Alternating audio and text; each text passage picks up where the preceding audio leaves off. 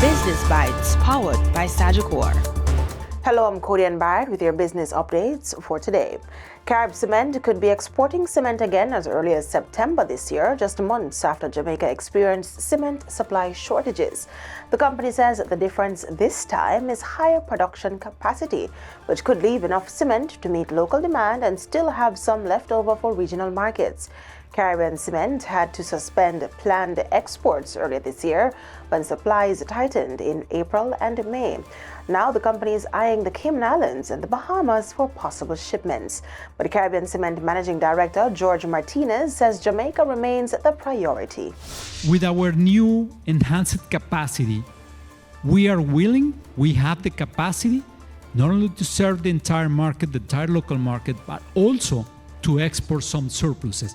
For sure, and this is a statement very, very important, just after serving 100% the local market, we are thinking or considering the possibility to start expanding our footprint in some other close islands.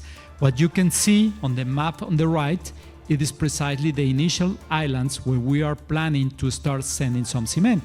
Cayman Islands, that by the way, we started this year in January, we sent the 2 vessels there, and also some other CEMEX operations in the Bahamas. But at the end, being very, very responsible about attending and handle the local market of our first priority, that could be our next steps. When that could be happening, as soon back could come back as soon as September this year. It will depend on how the local demand will come. The company has also been building up its ability to handle any sudden increase in demand, including higher stock levels, more warehouse space, and access to supplementary cement if needed. And production is already up.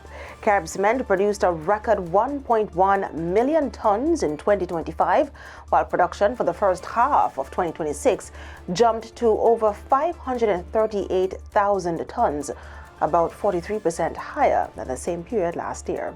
At the same time, Jamaicans are using more cement. Domestic sales increased 6.9% between 2024 and 2025.